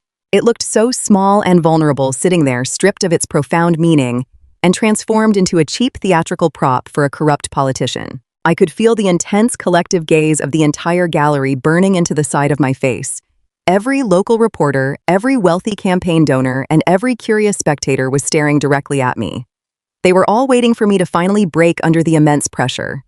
They were waiting for the tears to start falling down my cheeks. They expected me to cover my face with my trembling hands and sob a pathetic, incoherent confession right into the microphone. They wanted a show, and Bradley had promised them a spectacular collapse. Judge Harrison did not speak immediately. He leaned forward slowly in his large leather chair, letting the heavy silence stretch out for what felt like an eternity. He was a man with decades of experience on the bench, and he clearly understood the dramatic power of a perfectly quiet courtroom. I watched him carefully from the corner of my eye. He reached up with a steady hand and adjusted his wire-rimmed glasses, staring intently at the plaintiff table. His sharp, pale blue eyes moved deliberately from Sterling to the velvet box, and finally they settled on me. The judge had a rigid, unmistakable military posture. His shoulders were broad and completely square even beneath the flowing dark fabric of his judicial robes. He did not look at the Navy Cross with the disgust or mockery that Sterling had used. Instead, he looked at the medal with a profound, solemn reverence that made a sudden sharp ache bloom in the center of my chest. Judge Harrison finally cleared his throat. The deep, gravelly sound boomed loudly through the courtroom speakers, startling a few people in the front row. He looked directly at Sterling and asked him in a tight, controlled voice to verify the absolute severity of the claim he had just presented to the court. Sterling stood tall and proud, radiating an aura of total invincibility. He smoothed the sharp lapels of his expensive tailored suit jacket and stated once again for the official court record that I had absolutely no military background that could possibly justify the possession of a Navy Cross. Sterling confidently claimed that his team of investigators had thoroughly searched all the basic public military databases and found absolutely nothing indicating I had ever served in combat, let alone been awarded such a high-level honor. He declared with absolute, unshakable certainty that the medal was a fraudulent purchase designed specifically to feed my severe psychological delusions and manipulate the people around me. The judge turned his attention back to the witness stand. His expression was not outwardly angry, but it was incredibly stern and unforgiving. It was the face of a man who believed deeply in the absolute sanctity of the law and the sacred honor of the military uniform. He addressed me by my full name. His voice was deep and resonant, carrying a heavy weight that demanded total obedience and respect. He asked me a very direct and simple question. He wanted to know if I had any official documentation present in the courtroom today to refute the serious claims made by my husband and his legal counsel. He specifically asked if I could provide a discharge paper, a classified citation document, or any certified letter from the Department of Defense that could officially verify the authenticity of the medal sitting in front of me. My stomach tied itself into a tight, painful knot. I thought about the encrypted email I had desperately sent to the Pentagon from my dark kitchen table just a few nights ago. I thought about the agonizing days of total silence that had followed. David, my investigator, had warned me that this exact terrifying moment would come. I had no papers in my hands. I had no certified letters hidden in my bag. The mission in the Helmand Valley was classified so deeply and buried under so much government red tape that my own husband could not find a single trace of it on the internet. I was completely unarmed in a room full of people who wanted to see me destroyed. I looked up at Judge Harrison. I forced my vocal cords to tighten, ensuring my voice remained soft and shaky. I had to play the role of the defeated, unstable wife for just one final, agonizing moment. I leaned close to the microphone and whispered truthfully that I did not have any paperwork with me today. The reaction in the packed gallery behind me was immediate and electric. A low buzzing murmur of excited whispers erupted instantly. I heard the frantic, rapid scratching of pens on paper as the local reporters scrambled to document what they believed was my ultimate confession of guilt. The false narrative was now completely cemented in their minds. The crazy, erratic wife had finally been caught in her massive, disgusting lie right in front of a sitting judge. I slowly turned my head and looked across the wide aisle at the plaintiff table. Bradley was leaning back comfortably in his plush leather chair. His long legs were crossed casually at the ankles, showing off his expensive leather shoes. He had his hands steepled gracefully in front of his chest. The look on his face is something I will never be able to erase from my memory for as long as I live. It was a look of pure, unadulterated, toxic victory. He was completely smug and entirely relaxed. He did not even try to hide the cruel, dark smile pulling at the corners of his mouth. He looked at me as if I were a piece of worthless trash that he was finally tossing into the garbage after dealing with the smell for too long. He turned his head slightly and made direct, lingering eye contact with Chloe, who was sitting just a few feet away in the front row. Chloe was positively beaming. She was sitting right next to Jessica, practically vibrating with excitement in her inappropriate red designer dress. Jessica had her arms crossed tightly over her chest, looking at me with a stare of absolute contempt and superiority. They honestly thought the game was completely over. They thought the judge was about to bang his wooden gavel, strip me of my beautiful home, and order the armed bailiffs to drag me away to a state-funded padded room. I knew they were already spending my hard-earned retirement money in their greedy heads. Judge Harrison picked up his gavel and struck it hard against the wooden block on his bench. The sharp, loud crack silenced the whispering gallery, instantly returning the room to a state of terrified quiet. He leaned heavily over the elevated bench, looming over the entire courtroom like a dark storm cloud. His face was a solid mask of cold, hard judicial authority. He looked directly into my eyes, making sure I felt the full weight of his power, and delivered his final strict decree. He told me in a voice that left absolutely no room for argument that the court took allegations of stolen valor with the utmost seriousness and severity. He explained slowly and deliberately that claiming unearned military honors was not just a simple legal violation, but a profound, disgusting moral failure. He said it was a direct insult to every brave man and woman who had bled, suffered, and died for the country. His voice grew progressively louder, filling every dark corner of the vast room. He stated that his courtroom was a sacred place of truth, and he would absolutely not allow a symbol of ultimate sacrifice and heroism to be used as a fraudulent prop in his presence. Then he issued the direct order. He pointed a long, weathered finger directly at the wooden witness stand where I sat. He commanded me that if I did not have the physical proof to justify wearing that honor, I must remove the ribbon from my clothing immediately. He stated firmly that the court would not tolerate forgery or disrespect of any kind. The entire courtroom held its collective breath. You could easily hear a pin drop on the thick carpet. The air grew completely still and heavy. The reporters stopped writing, leaving their pens hovering over their notepads. Bradley stopped smiling for a split second, leaning forward in his chair to eagerly watch my ultimate public humiliation unfold. They all waited with bated breath to see the broken, crazy woman strip herself of her fake medals and dissolve into a pathetic puddle of endless tears. But the tears never came. The calculated trembling in my hands instantly vanished, leaving my fingers completely still. The heavy, crushing weight that had been pressing down on my chest for the last torturous month completely disappeared, evaporating into the cold air. I felt a sudden, overwhelming sense of absolute clarity and dangerous focus. The elaborate trap I had been carefully building had finally been sprung. Bradley had pushed me exactly where I needed to be all along. The entire town was watching the spectacle. The news cameras were waiting right outside the front doors. There was no going back now, and there was absolutely no more hiding in the shadows. The seasoned combat medic deeply buried inside me. The resilient woman who had faced certain death in a burning sandy desert took complete and total control of my body. The terrified, fragile victim Bradley thought he had married was gone, forever replaced by a cold, calculating survivor. I sat up perfectly straight in the hard wooden chair. I pulled my shoulders back aggressively and aligned my spine, adopting the rigid, perfect, flawless posture of a disciplined military officer standing at attention. I turned my head and looked directly at Bradley. The deadly, freezing calm in my eyes must have finally registered with him, because his smug, victorious smile finally faltered. A tiny, visible flicker of genuine confusion and deep uncertainty crossed his perfectly tanned face. I did not break eye contact with my husband for a single second as I slowly raised my right hand to my collar. My fingers were completely steady and sure. I found the small metal pin securing the miniature Navy Cross ribbon to the fabric of my oversized beige cardigan. I unclasped it with a smooth, practiced motion. I pulled the colorful ribbon free from the fabric and placed it carefully on the wooden ledge right next to the open blue velvet box. I did not throw it or toss it aside. I treated the ribbon with the absolute, profound respect and reverence it rightfully deserved. The judge watched my movements incredibly closely. He seemed slightly confused by the sudden dramatic shift in my physical demeanor and energy. The fragile, broken, shaking woman he had been addressing just moments ago had completely vanished right before his eyes. But I was not finished yet. I kept my burning eyes completely locked on Bradley, holding him hostage with my gaze. I slowly raised both of my hands to the front of my neck. For 12 long years, I had worn a thick silk scarf every single day of my life. I wore it in the sweltering summer heat. I wore it around the privacy of my own house. I even wore it to bed if the lights were still on. Bradley had told me very early in our relationship that the sight of my physical injury made his stomach turn and made him feel nauseous. He told me it was ugly and distracting. He told me it completely ruined my soft femininity and made him uncomfortable in his own home. I had hidden my ultimate physical sacrifice for over a decade, just to protect the fragile, pathetic ego of a cowardly man. I grasped the loose, trailing end of the thick silk fabric with my fingertips.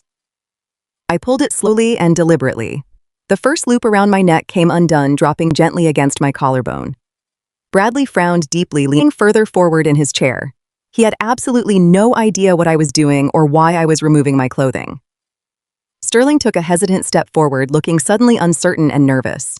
I pulled the soft fabric again. The second tight loop unwound from my skin. The smooth silk slipped quietly across my neck and fell away completely, pooling softly in my lap like a discarded secret.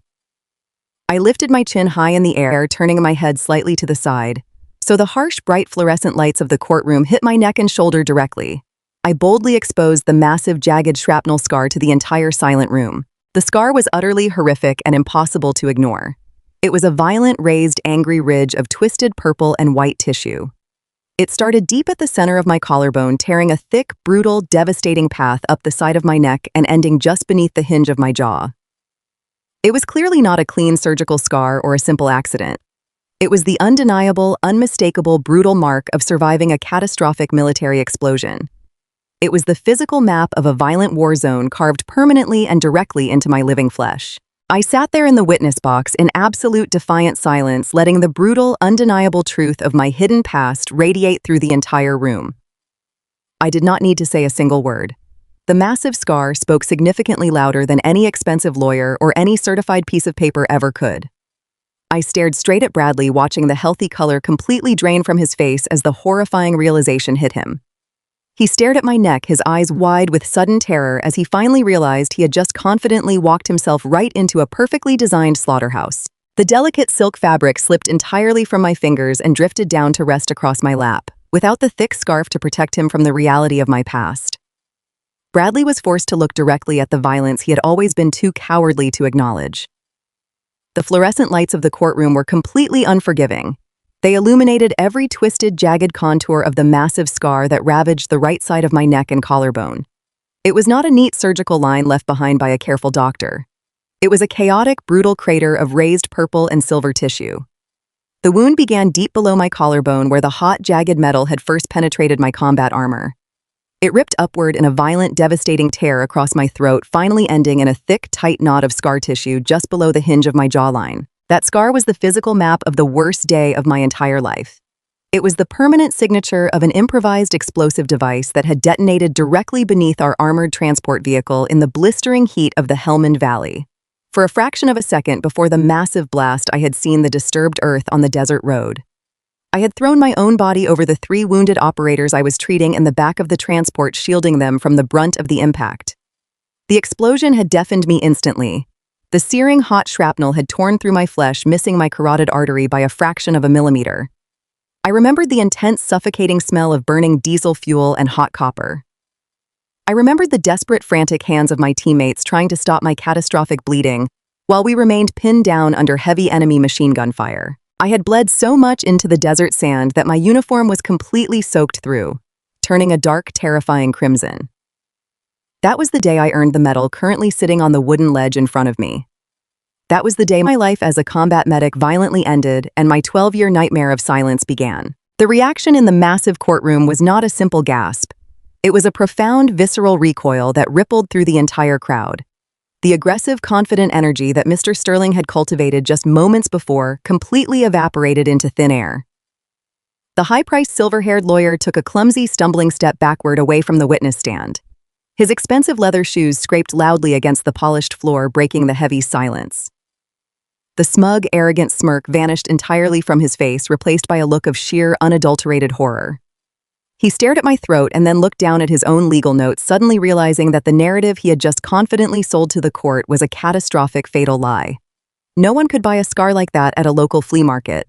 No one could fake the horrific, brutal anatomy of a catastrophic combat blast wound. Sterling realized in that exact moment that he had just aggressively cross-examined a severely wounded combat veteran and accused her of faking her service.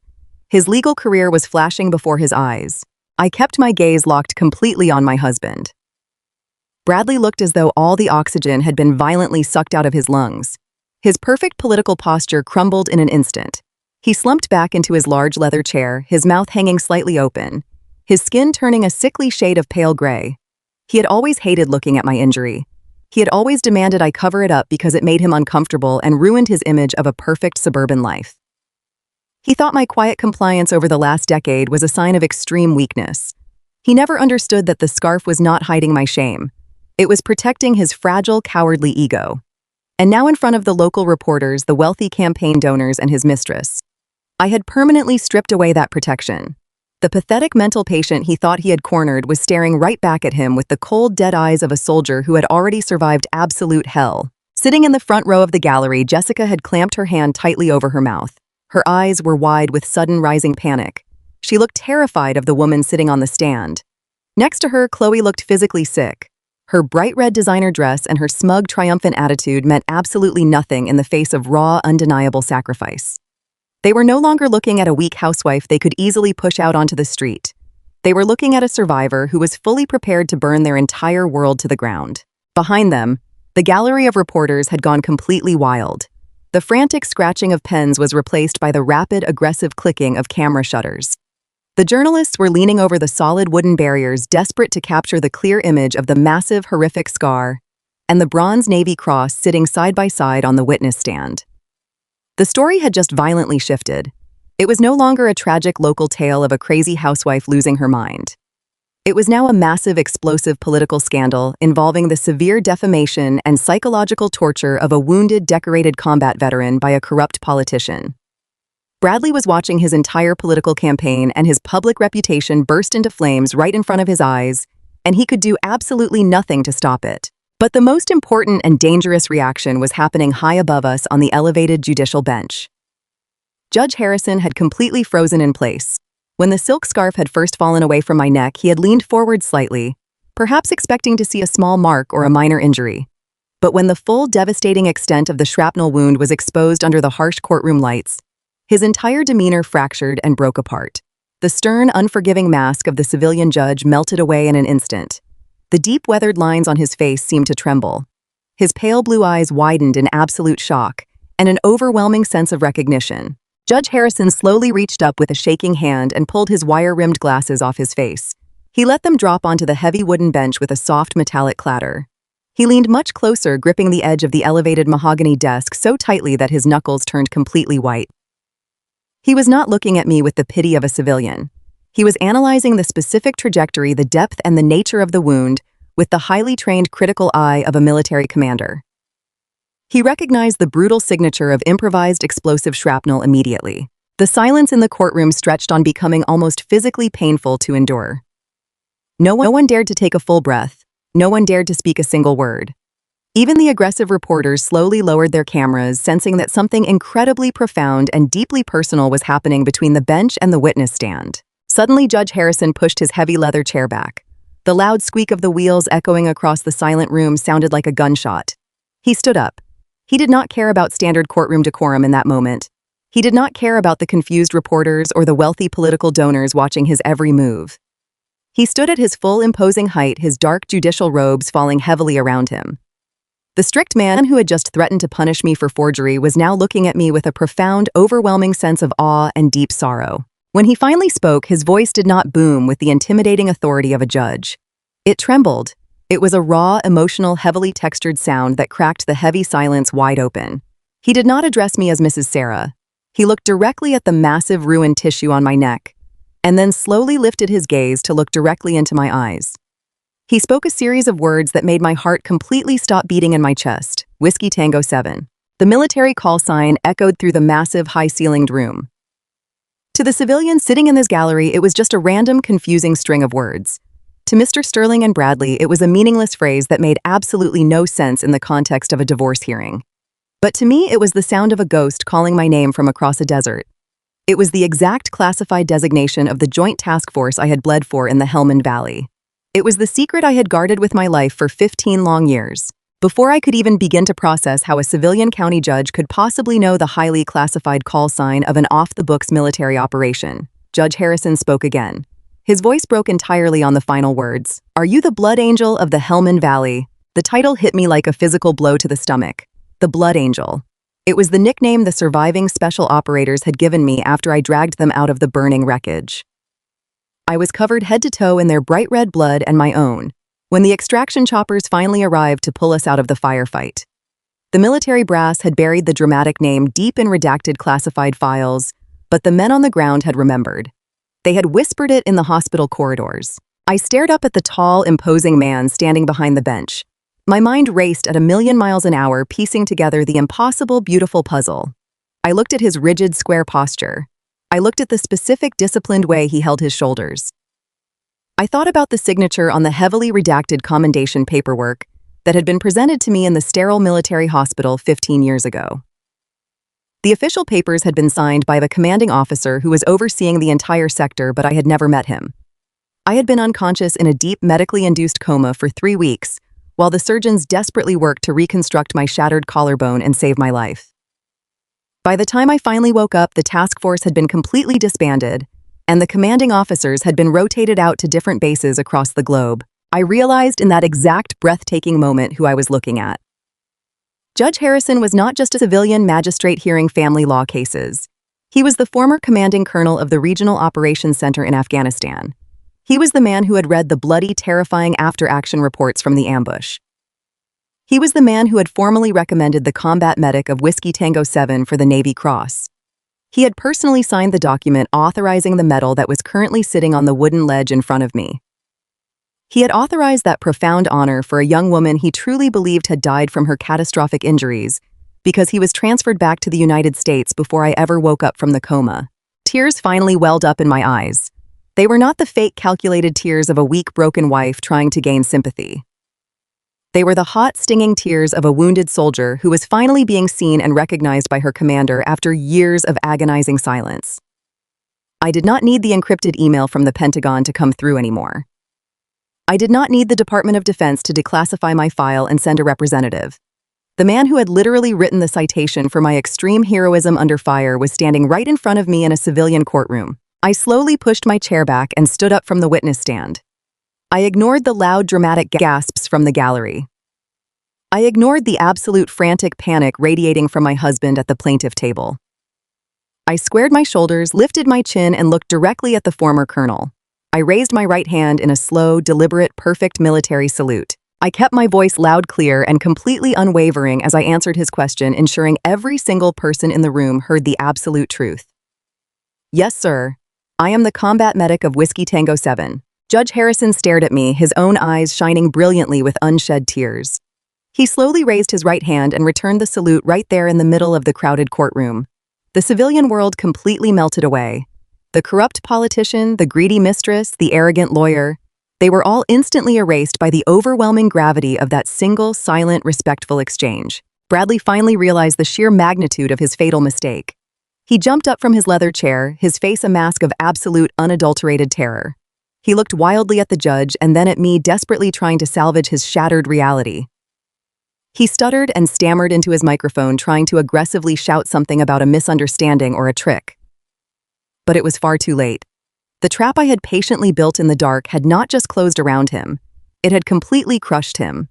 The silent, weak victim he had tried to destroy and institutionalize had just been recognized as an undeniable American hero by the only person in the room who held absolute, unyielding power over his future. The dynamic inside this courtroom shifted so violently, it felt as though the gravitational pull of the earth had suddenly reversed.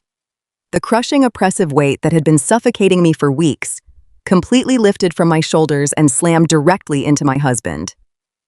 Judge Harrison slowly lowered his hand from his forehead, completing the salute.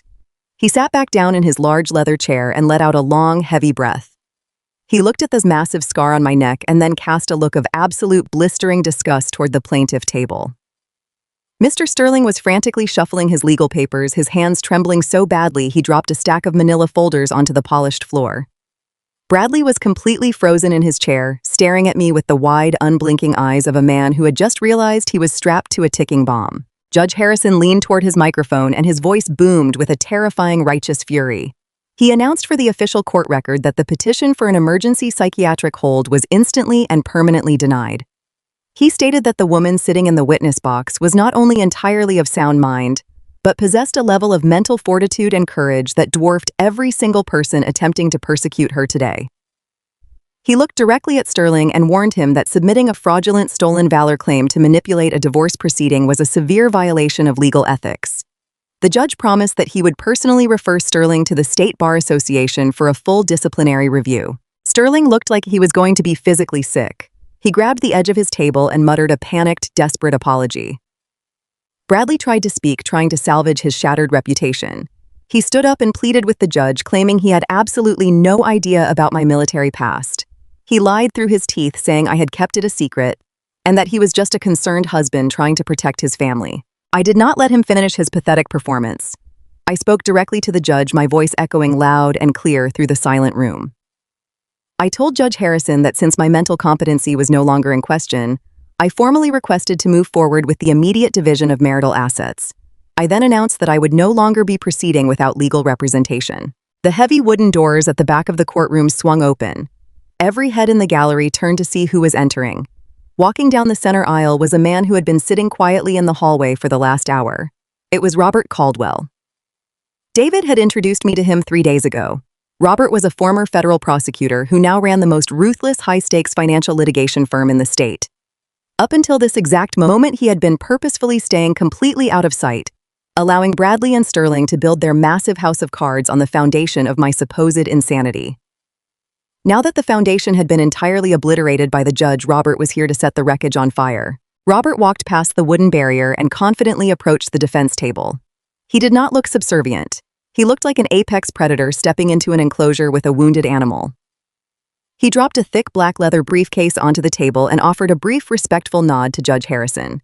He introduced himself as my primary legal counsel and formally requested permission to introduce new digital evidence regarding the financial character of the plaintiff. Sterling immediately jumped out of his chair, shouting a frantic objection. He argued that the court had not been provided with a prior discovery notice for any new evidence. Judge Harrison slammed his gavel down so hard it sounded like a gunshot. He glared at Sterling and sharply overruled the objection, stating that since the plaintiff had just attempted to use fraudulent means to seize my entire estate, the court would absolutely allow the defense to present immediate counter-evidence. Robert did not waste a single second. He pulled the small, silver-encrypted flash drive out of his pocket. He handed it to the court bailiff and requested that the contents be displayed on the large digital projector screen hanging on the wall directly behind the witness stand. The bailiff plugged the drive into the court system. The massive white screen flickered to life, casting a bright glowing light over the packed courtroom. The very first document that appeared on the massive screen was a highly detailed bank ledger. It was impossible to deny and impossible to misinterpret. The bold black letters at the top of the document clearly displayed the name of our joint retirement savings account. Highlighted in bright yellow, right in the center of the screen, was a completed wire transfer for $200,000. The date of the transfer was exactly 2 days after the backyard barbecue where I had overheard their vile plan in the garage. Robert walked to the center of the room, commanding the absolute attention of every reporter and political donor in the gallery. He pointed up at the screen. He told the judge that Bradley had claimed I was a financially irresponsible and mentally unstable woman who needed to be stripped of my assets. Robert laughed a cold, sharp sound. He stated that the reality was much darker. He explained that Bradley was actively draining my life savings behind my back to fund his own personal and illicit ventures. The screen shifted to the next document. It was the official state registration for a limited liability real estate company. The registered owner of the shell company was boldly printed on the screen, Jessica. The entire courtroom erupted into a chaotic symphony of gasping and whispering. The local reporters frantically typed on their laptops and scribbled in their notebooks. I looked over at the front row of the gallery. Jessica was no longer sitting confidently with her arms crossed. Her face had drained of all color, turning an ashen, sickening gray. She was clutching the straps of her designer handbag so tightly her knuckles were completely white. She looked like she was about to hyperventilate. Robert continued his relentless assault. He explained to the court that Bradley had illegally transferred $200,000 of marital funds into a dummy corporation owned by his own sister. He called it a textbook case of malicious asset hiding and financial fraud. But Robert was just getting started. He pressed a button on a small remote and the screen shifted again. This time the documents were not just personal bank statements. They were campaign finance ledgers. Bradley had invited his wealthiest political donors to the courtroom today to witness his tragic, heroic struggle. Now those exact donors were staring up at a screen that clearly displayed their own generous campaign contributions being heavily commingled with the shell company funds. Robert pointed out fake invoices billed for non-existent political consulting services. The money was flowing out of the campaign fund and directly into Jessica's fake real estate trust. The reaction from the gallery was explosive. An older gentleman sitting in the third row, who I recognized as one of the largest real estate developers in the city, stood up abruptly. His face was red with furious anger. He pointed a shaking finger at Bradley and shouted a string of curses, demanding to know where his $50,000 donation had gone. The bailiff had to step forward and order the man to sit down, but the damage was permanently done. Bradley's political career did not just die in that moment. It was completely incinerated.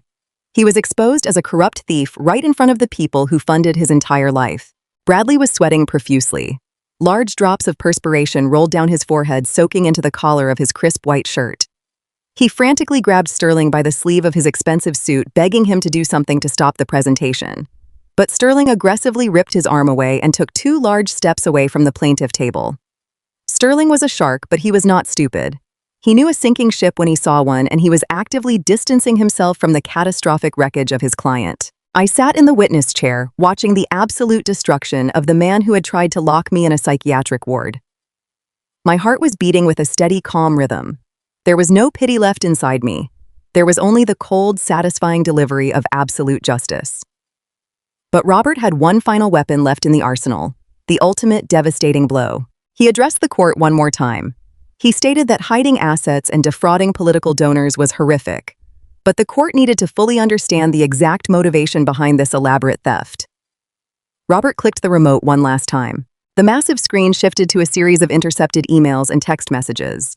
They were accompanied by a signed contract for a luxury downtown condominium. The purchase price was listed as exactly $250,000. The funds used for the initial down payment were traced directly back to the dummy corporation Jessica had set up. But the name listed on the property deed was not Jessica.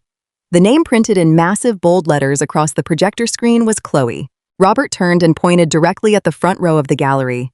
He pointed his finger right at Chloe, who was shrinking back into the wooden pew, trying desperately to hide her bright red designer dress.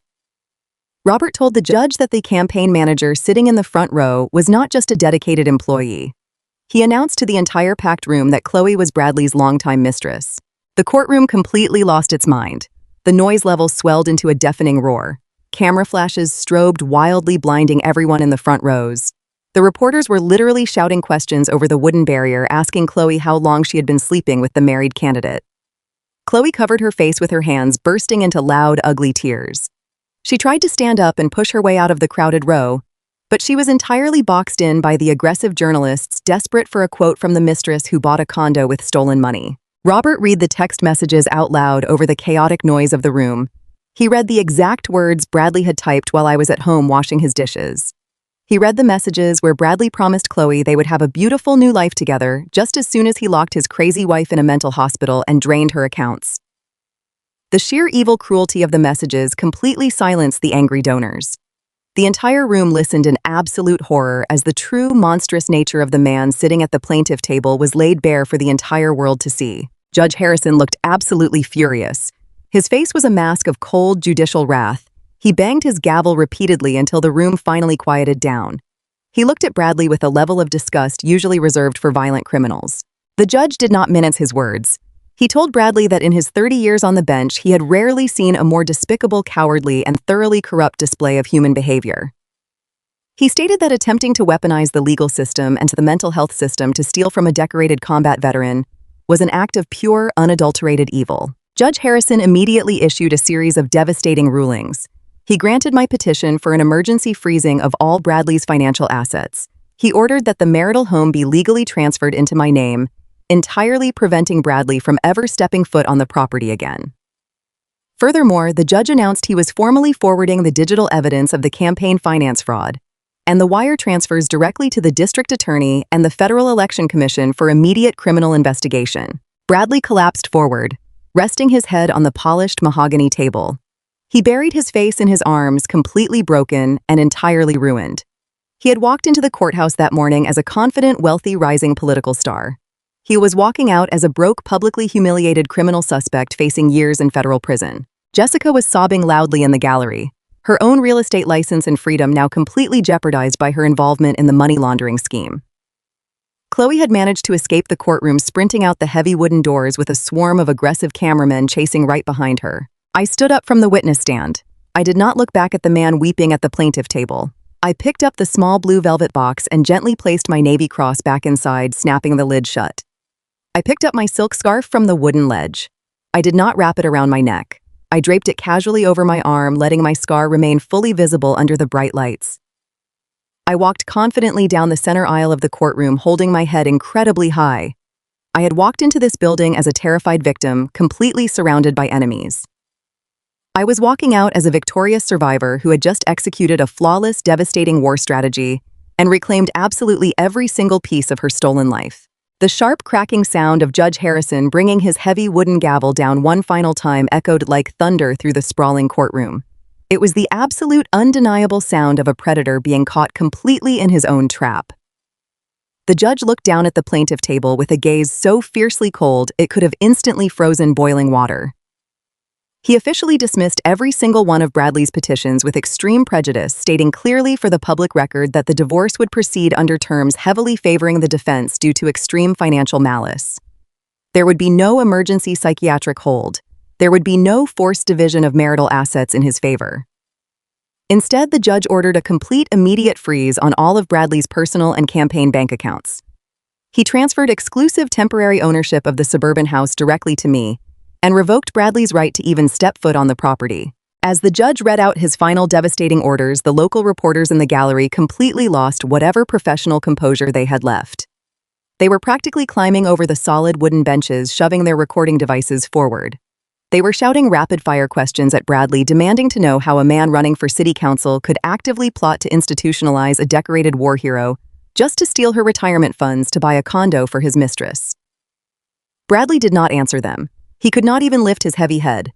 The charismatic, confident, arrogant politician who had walked into this room just hours ago completely vanished, leaving behind nothing but a pathetic, trembling, shattered shell of a man. Mr. Sterling, his high-priced, silver-haired attorney, did not even wait for the armed bailiff to formally dismiss the room. Sterling frantically packed his expensive leather briefcase, shoving files inside haphazardly.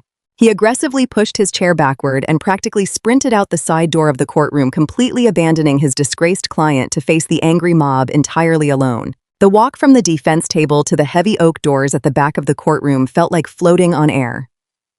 I stepped out into the grand marble hallway, and the massive media frenzy that greeted me was absolutely deafening. Just 3 hours earlier, these exact same journalists had shoved microphones in my face, treating me like a delusional, insane woman who had disgustingly insulted the United States military. Now the public narrative had shifted so violently it caused absolute whiplash.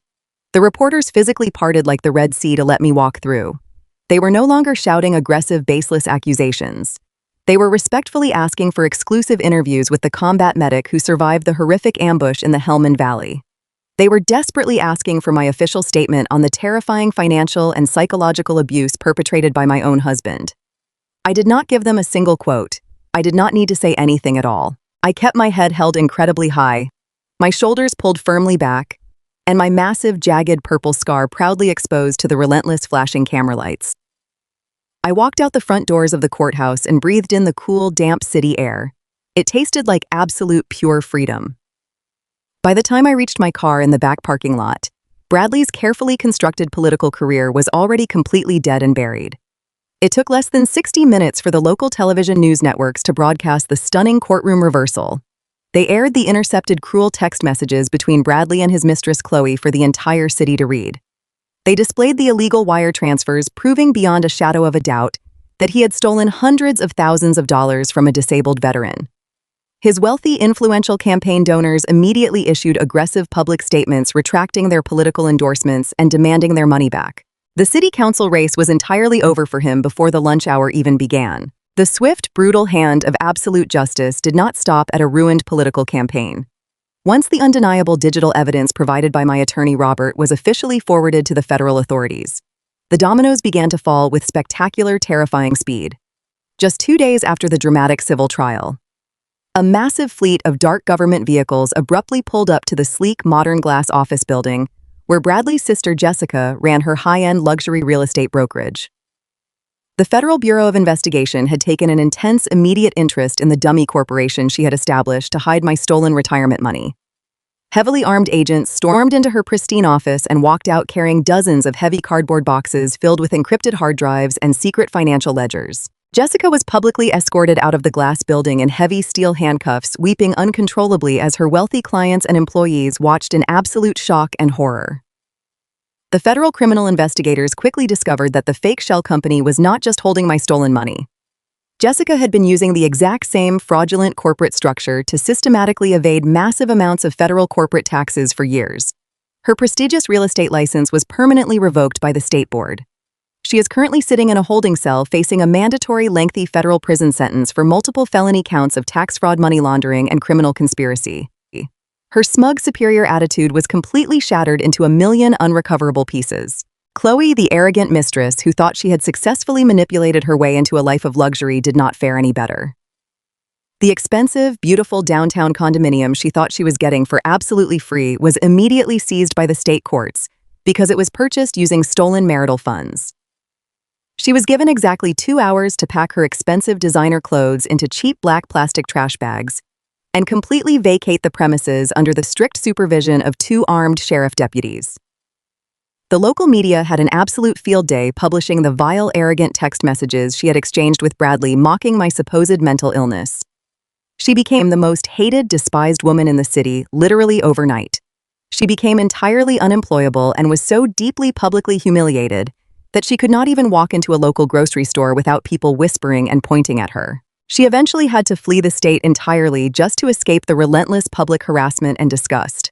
But the ultimate total destruction was perfectly reserved for the cruel architect of this entire nightmare. Bradley was tracked down and arrested by police at a cheap, filthy motel on the very outskirts of town just 3 days after the trial. The man who used to wear $2,000 custom-tailored suits and drink expensive imported craft beer with wealthy political donors was now sitting in a cold, damp concrete cell, wearing a bright orange state-issued jumpsuit. The district attorney aggressively charged him with multiple severe felony counts, including wire fraud, grand larceny, extortion, and extreme campaign finance violations. Because his assets were completely legally frozen by Judge Harrison, he could not afford to hire another private defense attorney. He was assigned a deeply overworked public defender who advised him he had absolutely no chance of winning. Bradley pleaded guilty to every single charge just to avoid a lengthy, highly publicized criminal trial that would expose even more of his dark secrets. The federal judge showed him absolutely no mercy. He sentenced Bradley to 15 solid years in a maximum security federal penitentiary without the possibility of early parole. He lost his freedom, his stolen money, his pristine reputation, and his basic human dignity. He had confidently tried to destroy my life and lock me away in the dark, but he only succeeded in digging his own miserable permanent grave. A full year has passed since that explosive, unforgettable day in the courtroom. The seasons have changed, bringing a warm, bright, beautiful summer back to the quiet suburbs. I am standing on the back wooden porch of my beautiful, spacious home. The house belongs to me completely now, 100% legally in my name. The remaining mortgage was entirely paid off using the massive punitive damages I won in the finalized civil suit against him. I am holding a warm ceramic mug of freshly brewed black coffee in my hands, feeling the gentle morning breeze against my face. The neighborhood is perfectly quiet and incredibly peaceful. I am not wearing a thick, suffocating silk scarf around my neck anymore. I will never wear one again for as long as I live. I step out from the shade of the awning and let the bright morning sunlight fall directly onto the jagged purple scar that runs aggressively from my collarbone all the way to my jawline. I no longer see it as a horrifying, ugly deformity that needs to be hidden away in the dark shadows to protect a fragile man. I see it as a profound, sacred badge of honor. It is the undeniable physical proof that I am a fierce warrior who survived the absolute worst this dark world had to throw at me. I take a slow sip of my warm coffee and turn my head to look back through the open sliding glass doors into my pristine living room. Resting prominently on the wooden mantel right above the brick fireplace is a beautifully crafted custom glass display case. Inside the pristine glass, resting on a thick bed of dark navy blue velvet, is my Navy Cross. The beautiful bronze medal gleams proudly, catching the natural morning light pouring in from the large windows. It is no longer locked away in a dark, damp basement trunk waiting to be stolen. It is displayed right in the very heart of my home, a constant, brilliant reminder of my own unyielding strength and the incredible, ultimate sacrifices made by the brave brothers I lost in the burning desert. I decided to share this deeply personal story with the world because I know exactly how many other women are out there silently fighting their own horrific battles behind closed doors. There are so many women who are being actively manipulated, deeply isolated, and constantly convinced by toxic partners that they are weak, crazy, and entirely alone. If you are listening to this right now, I need you to understand something incredibly important about your own power. Never ever confuse your own quiet silence with weakness. Sometimes absolute silence is the most powerful, devastating weapon you could ever possibly possess. It gives you the necessary space to observe the enemy closely, to quietly gather your undeniable evidence, and to strategically, flawlessly plan your escape. Let them think you are completely broken. Let them become bloated and careless with their own toxic arrogance. Give them all the rope they could ever possibly need to completely hang themselves. But when the perfect moment finally arrives, you strike back with absolutely everything you have. You drag their dark, dirty secrets into the blazing bright light of day, and you take back absolutely every single thing they ever stole from you. You are so much stronger than the terrible trauma they selfishly inflicted upon you. Thank you so much for following my journey and standing firmly by my side through this absolute nightmare. If this story of survival and ultimate revenge resonated with you today, please make sure to hit that like button and subscribe to the channel right now to join our incredible community.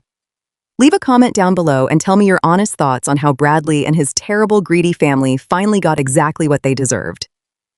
Until next time, stay strong, stay incredibly vigilant, and never let anyone in this